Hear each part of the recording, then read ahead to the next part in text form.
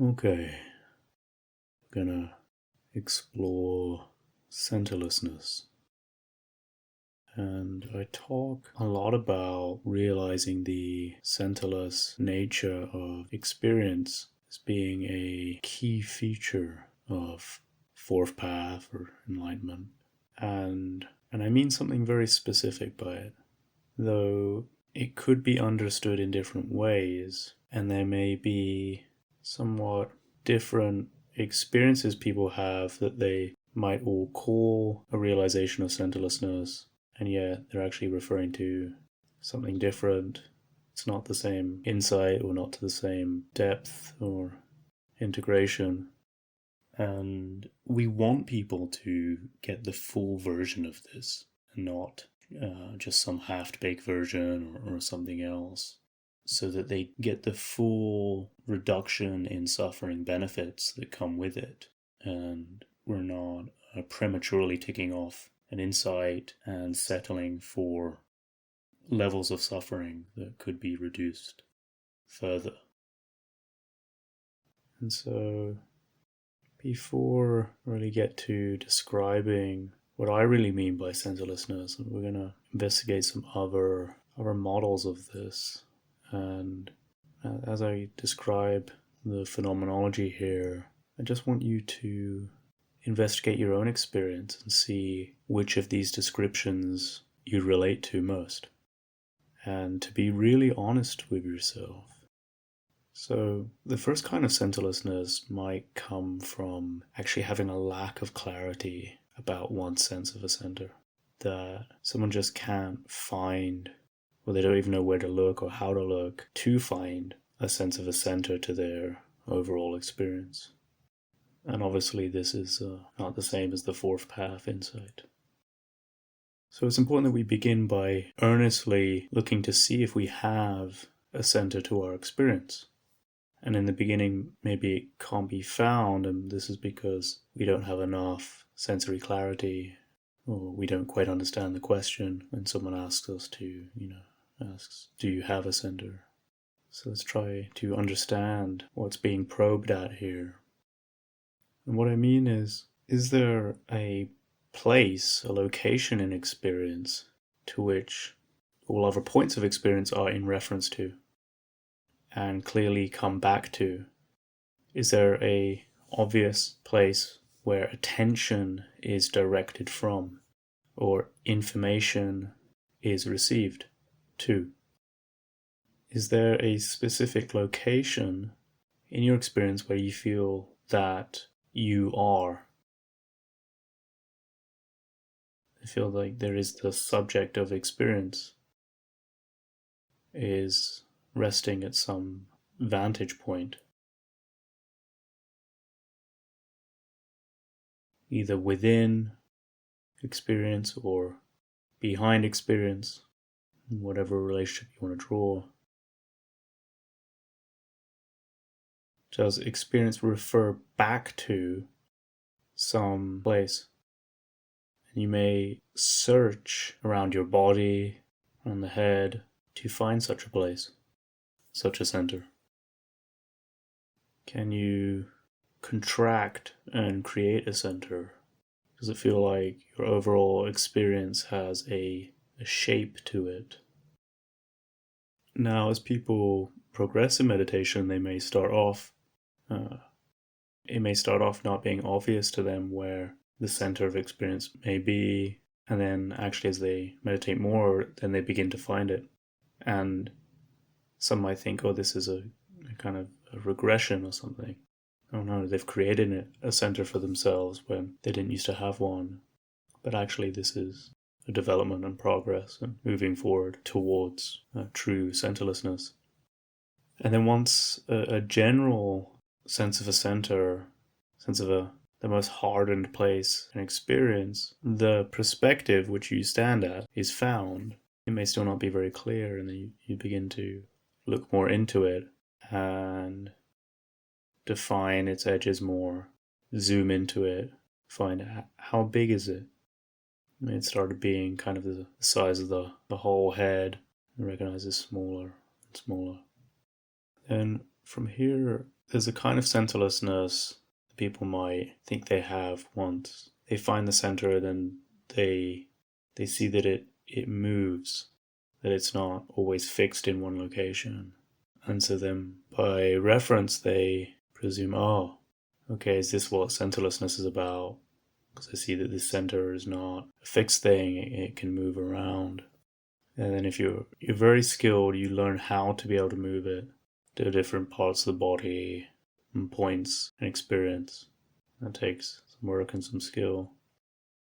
But again, this isn't the centerlessness that I speak of at Fourth Path. And the process of actively learning to move the center can be an important step function here towards centerlessness. So there may be times where it's actually important to work with the center, reify it, make it, move it, see its relativity there before trying to force a perspective of centerlessness from the beginning. So again, just keep checking on your experience what seems to be the case for you. And then again, another type of phenomenology which people can conflate with centerlessness is when their sense of the core self being seems to merge with whatever they pay attention to. So it might be that, typically, okay, the center is in the head somewhere, but then if I pay attention to my knee for long enough, maybe the amount of time even diminishes, it's not that long, I get this merging sense of becoming my knee. And then that distance, that space between the center and the knee, or whatever else is being paid attention to, seems to merge and coming to collapse. And then realizing this can be done with all phenomena, everywhere, everything. You just check with yourself wherever you feel this. It's that kind of unification with everything and melting into all parts of experience, whatever is paid attention to. But again, this isn't the kind of centerlessness that I'm referring to. Another tempting point in one's path, which they may want to claim centerlessness, is when they can notice the center disappear, but it re-emerges. And then they can notice it disappear, or they can, on command, release it. So it's there, but it's also not there. And then you can have these brief moments of centerlessness, but the center always re-emerges. Can you notice this? But true centerlessness is not about even this. It's not about the center being vague and kind of undefinable. It's not about the center being relative and moving around. It's not about the center being everywhere and consuming everything. And it's not about the center momentarily disappearing. One may think, oh, I see the emptiness of the center, I get centerlessness, because I see how it's impermanent and not a substantial thing. When actually what I mean by true centerlessness is something much more radical, and that the real deep insight stops producing any sense of a center whatsoever. And it's not through it being ill-defined or murky. All phenomena are crystal clear, and there is no longer a sense or a signal within anywhere in experience that this is the true reference point, the place where knowing is happening, or the knower seems to be the experiencer. True centerlessness doesn't even feel centerless in the sense that there's a signal of centerlessness being produced in the mind, or anything to tell you it's centerless. It doesn't actively feel like something, it is just the removing of a center, the sense of a center, and then one can only infer there is no center. It is not replacing the sense of a center with the sense of no center. It is the equalizing of all sensations. And it's not even that all sensations feel equally close, they just all equally are. Can you relate to this? the feeling of any sensory data point isn't perceived to be traveling anywhere to anything, anyone, and nor does it feel like every sensory data point is happening right here, neither here nor not here. True centerlessness means that attention does not travel through space. It's as if there's a wormhole connecting all points of experience to one another. And we come to this experience of a kind of fundamental non-change in orientation, where there's just ever ongoing changing wallpaper with no walls. And the mind doesn't seem to travel through space. And it doesn't matter if you are standing or lying down on your side, or walking or spinning, or inside or outside of a building. There's a way in which it never fundamentally changes your orientation, nor do you feel static, that there's some inherent still point. And finally, critical feature which makes utter centerlessness is that there's no longer a sense of boundaries to the mind. You cannot have utter centerlessness while there's still some sense of persisting boundaries to your experience. No matter what contained shape your mind manifests as, just the fact that it has some edges to it will give rise to a center, or a suggested center. With the centerlessness comes the boundarylessness, and that means no moving boundaries, no temporary boundaries appearing and disappearing, no everywhere being the boundaries. Again, it's an equalizing of all sensations.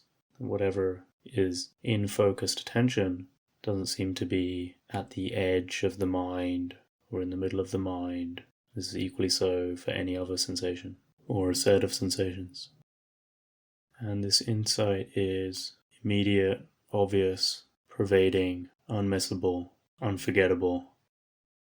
It's not something you have to cultivate or intend towards, or a state you need to be brought into to recognize or squint attention in any subtle or not so subtle way to notice. So just explore your experience, being radically honest with oneself. Is there a center? Does some spot experience actually feel like it's got more gravity to it than another location? To what degree? Just feel around. And if you really want to test this, try making a center. Try reinforcing the boundaries. Try exciting the experiencer. Don't fool yourself. If it's there, you want to know about it. Don't shy away from it or fear it. Make it as obvious as possible and investigate it.